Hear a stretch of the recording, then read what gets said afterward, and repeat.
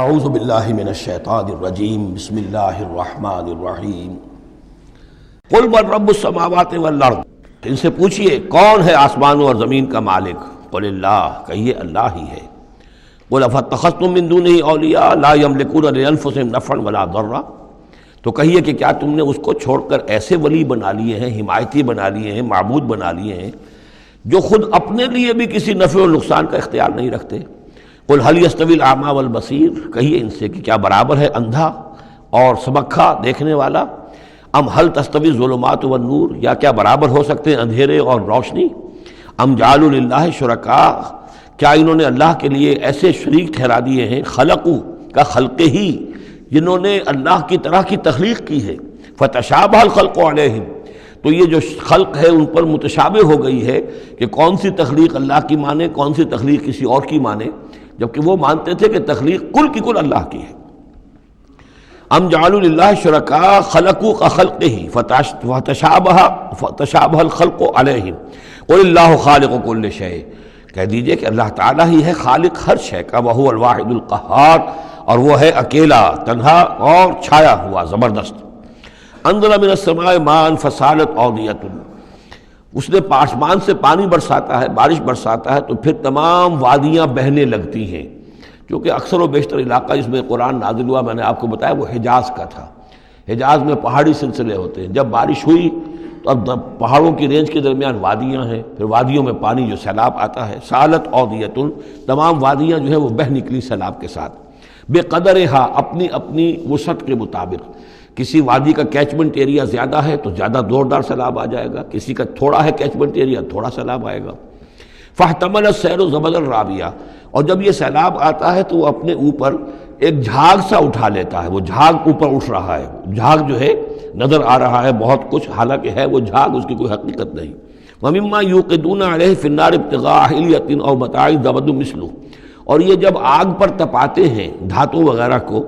کہ وہ زیور بنانے کے لیے یا کوئی اور ساز و سامان بنانے کے لیے، تو جب آگ کے اوپر ان کو تپایا جاتا ہے تو وہاں بھی اس کے اوپر بھی جھاگ پیدا ہو جاتا ہے اسی طریقے کا۔ کذالک یضرب اللہ الحق والباطل، اسی طرح اللہ تعالیٰ حق و باطل کو ٹکراتا ہے۔ اس کے دو ترجمے کیے گئے ہیں، اس طرح اللہ تعالیٰ حق و باطل کو ٹکراتا ہے، یا اسی طرح اللہ تعالیٰ حق اور باطل کی مثال بیان کرتا ہے۔ فَأَمَّا الزَّبَدُ فَيَذْهَبُ جُفَاءً، تو یہ جو اوپر کا ہوتا ہے جھاگ وہ تو پھر خشک ہو جاتا ہے، ختم ہو جاتا ہے، اس کی کوئی حقیقت نہیں ہوتی۔ وَأَمَّا مَا يَنْفَعُ النَّاسَ فَيَمْكُثُ فِي الْأَرْضِ، اور جو شے لوگوں کے لیے مفید ہوتی ہے، پانی مفید ہے جو نیچے ہے نظر نہیں آ رہا، اوپر جھاگ نظر آ رہا ہے، نیچے پانی ہے، مفید شے تو پانی ہے، وہ زمین میں جذب ہو جاتی ہے، وہ ٹک جاتی ہے۔ اسی طریقے سے جو اوپر جھاگ آ گیا کوٹھالی کے اندر، وہ جھاگ تو ضائع ہو جائے گا، وہ میل کچیل ہے، جو اصل سونا ہے وہ نیچے ہے۔ وَأَمَّا مَا يَنْفَعُ النَّاسَ فَيَمْكُثُ فِي الْأَرْضِ كَذَلِكَ يَضْرِبُ اللَّهُ الْأَمْثَالَ، اسی طرح اللہ تعالیٰ مثالیں بیان کرتا ہے۔ یہ مقام اس اعتبار سے بہت اہم ہے کہ اس میں جو ڈائلیکٹیکل میٹریلزم کا فلسفہ ہے مارکس کا، اس کا جتنا حصہ صحیح ہے وہ یہاں قرآن مجید میں اس آیت میں موجود ہے۔ یہ جتنے بھی نظریات ہیں جدید دور کے، ان میں سے کوئی بھی ایسا نہیں ہے کہ جو 100% غلط ہو، چاہے ڈاروین کا نظریہ ہو اور چاہے وہ فرائیڈ کے نظریات ہوں، چاہے مارکس کے نظریات ہوں، اس میں گڈمٹ ہے غلط اور صحیح۔ تو جہاں تک ڈائلیکٹیکل میٹریلزم کا یہ فلسفہ ہے کہ ایک شے کسی معاشرے میں پیدا ہوتی ہے، وہ دعویٰ بن جاتی ہے، تھیسس، اس کا پھر ایک رد عمل پیدا ہوتا ہے، اینٹی تھیسس، پھر یہ تھیسس اور اینٹی تھیسس ٹکراتے ہیں، ان کے ٹکرانے سے پھر ایک نئی شکل پیدا ہوتی ہے، وہ اب سنتھسس ہے، ایک بہتر شکل وجود میں آ جائے گی۔ لیکن یہ سنتھسس بھی کامل نہیں ہے، اس کے اندر بھی کوئی نقص ہے، لہذا پھر اب یہ سنتھسس بن جائے گا، اس کے ہی کوکھ سے ایک اینٹی تھیسس جو پھر جنم لے لے گا، پھر یہ سنتھسس اینٹی تھیسس ٹکرائیں گے، پھر سنتھسس ہوگا، اس طرح درجہ بدرجہ چیز جو ہے آگے بڑھتی جا رہی ہے۔ اس تصادم میں جو شے لوگوں کے لیے، انسانوں کے لیے مفید ہوتی ہے وہ باقی رہتی ہے، اور جو شے مفید نہیں ہوتی وہ ختم ہو جاتی ہے۔ یہ پوری تھیوری ہے، لیکن چونکہ اس میں سارا معاملہ ہے مادے کا، روح اور اس کی حقیقت یہ ان لوگوں کے سامنے سرے سے ہے نہیں۔ اس حوالے سے ہی ساری گمراہی ہو گئی ڈارون کے نظریے میں، اسی حوالے سے ساری گمراہی ہو گئی فرائیڈ کے نظریے میں، اسی حوالے سے ساری گمراہی ہو گئی مارکس کے نظریے میں۔ لیکن یہاں بھی دیکھیے جیسے کہ سورہ انبیاء کی آیت نمبر 18 میں آیا ہے، بل نقذف بالحق علی الباطل فیدمغہ، ہم دے مارتے ہیں حق کو باطل پر، تو باطل کا وہ بھیجا نکال دیتا ہے، فَإِذَا هُوَ زَاهِقٌ، اور باطل جو ہے پھر وہ غائب ہو جاتا ہے۔ تو باطل کی حیثیت یہ ہے۔ تو یہ ٹکراؤ جو ہے حق و باطل کا اور خیر و شر کا کشاکش جو ہے یہ ہو رہی ہے، تو اس میں بھی ایک حد تک بات صحیح ہے کہ تدریجاً پھر جو نسل انسانی ہے وہ تمدن کے ارتقاء کے مراحل وہ طے کر رہی ہے اور رفتہ رفتہ بہتری کی طرف آ رہی ہے، جس کو اقبال نے کہا ہے کہ ہر کجا بینی جہان رنگ و بو،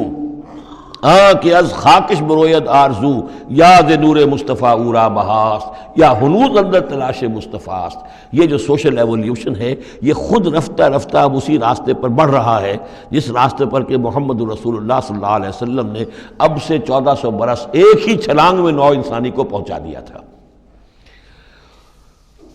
كذلك يضرب الله الحق والباطل فاما الزبد فيذهب جفاء واما ما ينفع الناس فيمكث في الارض كذلك يضرب الله الامثال للذين استجابوا لربهم الحسنى، جو لوگ اپنے رب کی دعوت پر لبیک کہتے ہیں، قبول کرتے ہیں اپنے رب کے احکام کو، ان کے لیے بھلائی ہے۔ والذین لم يستجیبوا له، اور جو لوگ اس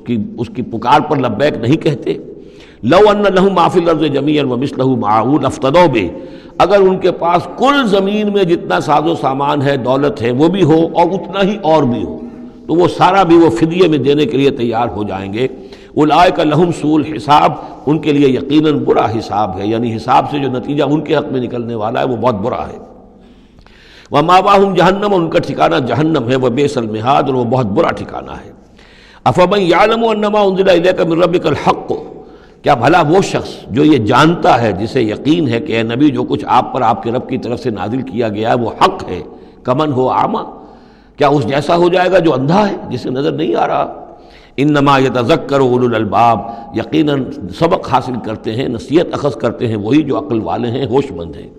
الذین یوفون بعہد اللہ، اب یہ وہ الفاظ آ رہے ہیں جو سورہ بقرہ میں ہم نے پڑھے ہیں، وہ لوگ کہ جو اپنے اللہ تعالیٰ سے کیے ہوئے عہد کو پورا کرتے ہیں۔ اب وہ عہد جو ہے ایک عہد الست ہے جو ہم کر کے اس دنیا میں آئے عالم ارواح میں، پھر وہ عہد جو بھی ہر مسلمان امت نے کیا ہے، میثاق شریعت جو ہے اللہ کے ساتھ کیا ہے۔ ہر بندہ مومن جو عہد کرتا ہے، ان اللہ اشتری من المؤمنین انفسهم واموالهم بان لهم الجنہ، یہ سارے عہد ہیں درجہ بدرجہ۔ الذین یوفون بعہد اللہ، جو لوگ کہ اللہ سے کیے ہوئے اپنے عہدوں کو پورا کرتے ہیں، ولا ينقضون الميثاق، اور وہ اللہ سے کیے ہوئے اپنے وعدوں کو اور قول و قرار اور عہد کو توڑتے نہیں ہیں۔ والذین یصلون ما امر اللہ بہ ان یوصل، اور واقعی وہ لوگ کہ جو جوڑتے ہیں، ملاتے ہیں وہ چیز جس کی اللہ نے حکم دیا ہے کہ اسے ملایا جائے، یعنی صلہ رحمی۔ ویخشون ربہم، اور ڈرتے رہتے ہیں اپنے پروردگار سے۔ ویخافون سوء الحساب، اور وہ ڈرتے رہتے ہیں حساب کی برائی سے، کہیں ایسا نہ ہو کہ اس دن کے حساب کتاب کے نتیجے میں ہمارے لیے شامت آ جائے۔ والذین صبروا ابتغاء وجہ ربہم، اور وہ لوگ جنہوں نے صبر کیا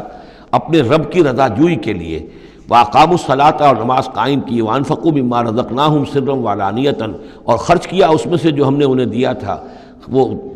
پوشیدہ طور پر بھی، چھپے ہوئے بھی اور اعلانیہ بھی۔ وَيَدْرَؤُونَ بِالْحَسَنَةِ السَّيِّئَةِ، اور وہ کوئی برائی ہوتی ہے تو اسے بھلائی سے دور کرتے ہیں، برائی کا جواب برائی سے نہیں دیتے، بلکہ کوئی شخص برائی کرتا ہے تو اس کے ساتھ بھلائی کرتے ہیں تاکہ اسے کوئی شرم آئے اور اس کے اندر سے بھی کوئی اگر سوئی ہوئی نیکی ہو تو وہ جاگ جائے۔ اولئک لہم عقبی الدار، یہ وہ لوگ ہیں جن کے لیے آخرت کا گھر ہے، یعنی بہت اچھا ہے۔ اللہم ربنا اجعلنا منہم، اللہم ربنا اجعلنا منہم۔ جنات عدن،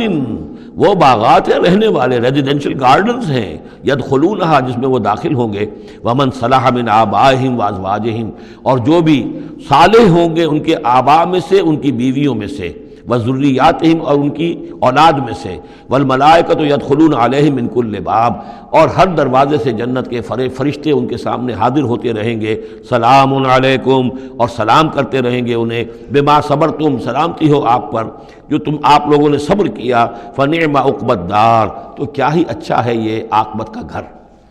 یہاں نوٹ کر لیجئے کہ یہ جو فرمایا گیا ہے کہ جو اہل ایمان ہیں جن کو جنت اللہ تعالیٰ دے گا،